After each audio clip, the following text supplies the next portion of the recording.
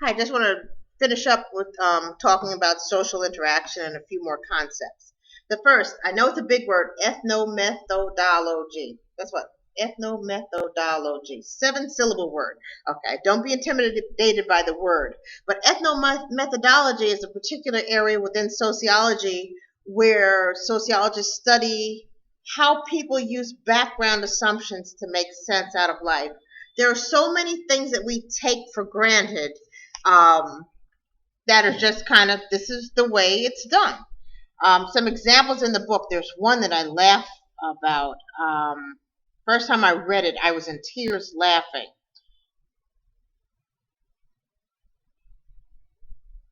I am not asking you to do this, but a professor asked a couple of students to go to the laundromat and wash a couple of dollar bills. So imagine you go to the laundromat. They go into the laundromat, they put in the bills in the washer, and by the time they got ready to put the bills in the dryer, the police had been called because somebody said there's something not right about them, but they wanted to clean their dollar bills. Now think about it. Dollar bills, they do say money does have a lot of germs, but the assumption is you're going to the laundromat to wash dirty clothes. Okay, that's a background assumption. Only if this is safe to do. You could try this even if you live with other people. Professors asked students to act like they were boarders in their own home. So to their parents, they addressed their parents as Mr. and Mrs., asked permission to use the bathroom, sat stiffly, were courteous, and spoke only when spoken to. Can you imagine parents are going to probably get a little concerned? Or if you are a parent and have kids at home, treat them like boarders. And just kind of see. There's a background assumption. When I go home, I'm going to be able to talk to somebody the way I want to talk to them, let my quote unquote let my hair down. But there's a background assumption there. Another one in the book, you visit the doctor's office and your hair is long. The doctor all of a sudden pulls out some scissors, ready to cut your hair. Hold up here. I'm at the doctor's. The assumption is that I'm going there for something else other than to get my hair cut. Okay, so those are background assumptions that we make. There's so many things that we just take for granted. You go to the grocery store.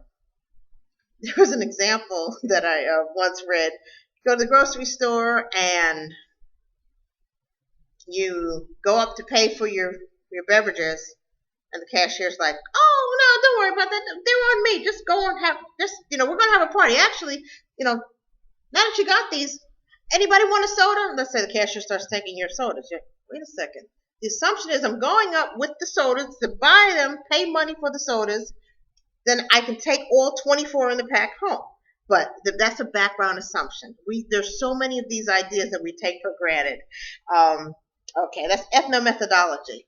Then the social construction of reality refers to the process by which we use background assumptions to determine what is real for us. The example in the book about the visit to Morocco, where guy on the street wanted a watermelon, so he went to the vendor and noticed the knife the vendor was going to use to cut the watermelon was dirty. So the vendor was like, "Okay, sure." The vendor bent down and began to swish the knife in a puddle on the street. Suddenly, the purchaser of the watermelon was like, he looked at all these passing burros going by that were urinating and defecating as they went by, so he decided not to have his watermelon cut after all.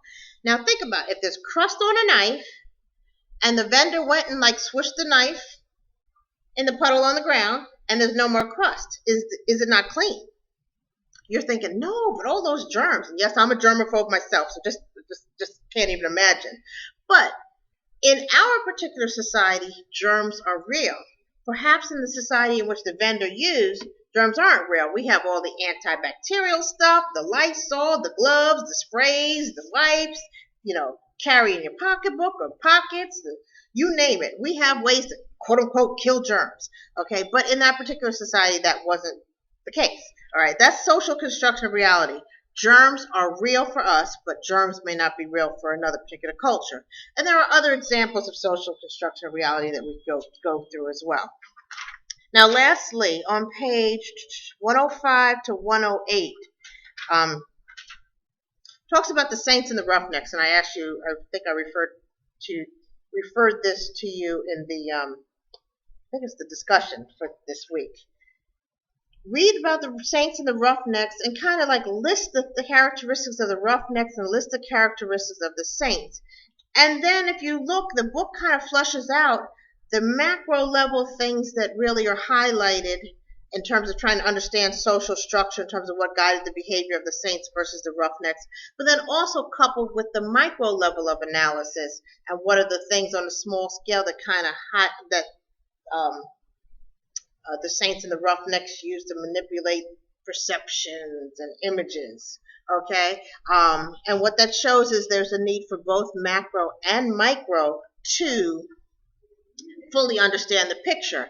And I may also type up in Conversations in Sociology, if you'd like to further elaborate, what would happen if you only looked at the Saints and Roughnecks high school students from a macro level? What kind of dangers or things should one be aware?